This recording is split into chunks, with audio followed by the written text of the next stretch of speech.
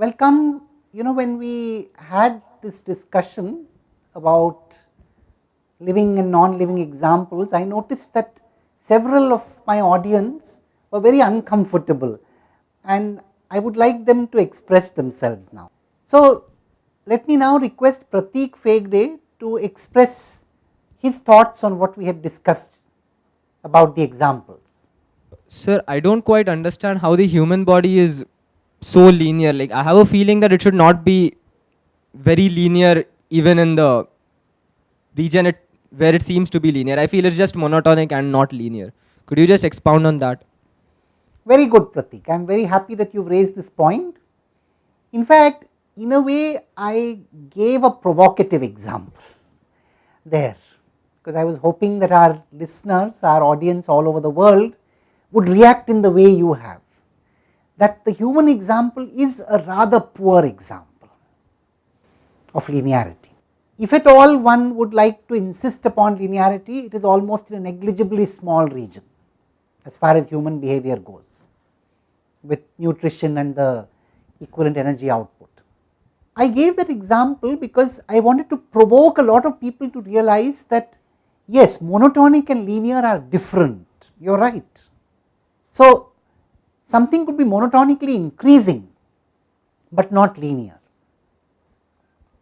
And to an extent, the example that I gave about the work output and the nutrition is a monotonically increasing relationship, again within certain bounds, but far not linear in the true sense. I agree with you.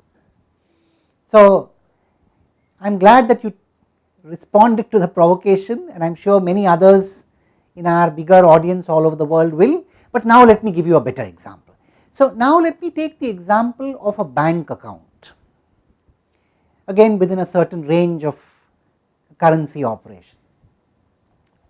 So, let us say I have an account operated by a number of people, jointly operated by several people, and the account is a savings bank account. So, it earns interest depending on what you deposit into the account. So, let us say there are people A, B and C who operate this account. Person A deposits 100 units of currency into the account at a certain point in time, and then he observes what interest is earned, let us say after some period, let us say 1 year.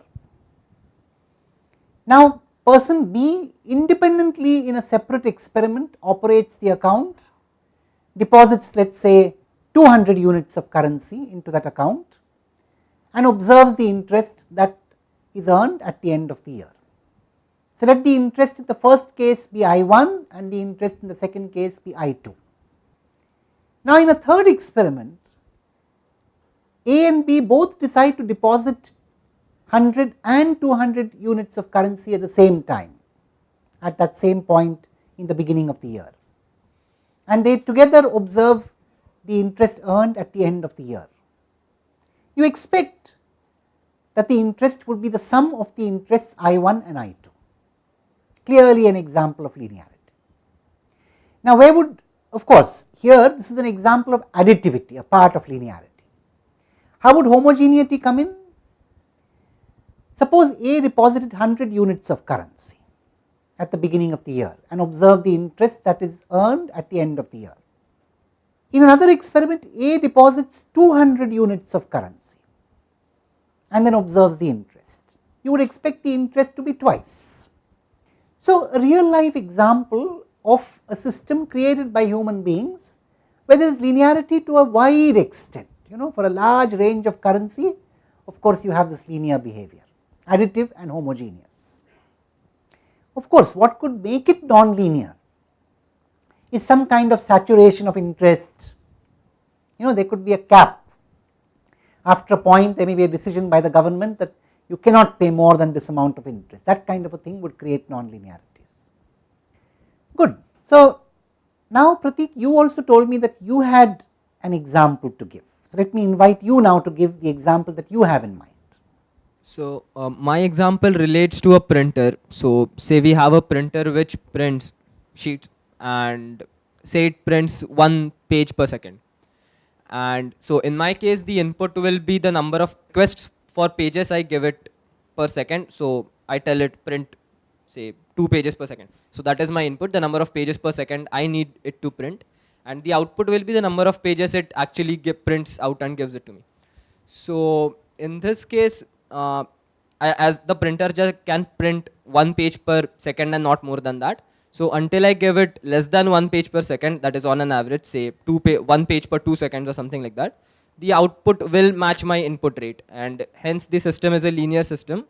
Actually, it's an identity system till the input rate hits the maximum threshold of 1 page per second.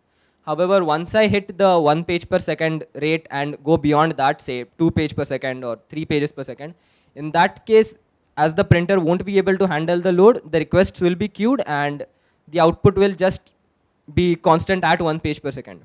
So in that region outside 1 page per second, the system is not linear and the printer will saturate. If you increase the input rate to even higher values, the printer might also crash. As a result, it's not exactly a linear, like it's linear in some portion of the input and non-linear outside. So that is one example I feel is a good example. Very nice, very good. So here you have an example where there is an identity relationship up to a point and then there is a saturation. That is very often the case with systems. Now, for all our audience in different parts of the world, we have intentionally just given you some indicative examples and in a sense left them incomplete, because we want you to respond and not necessarily respond with praise. You could respond with criticism. This example is bad, this example is not accurate, this example is only partially correct.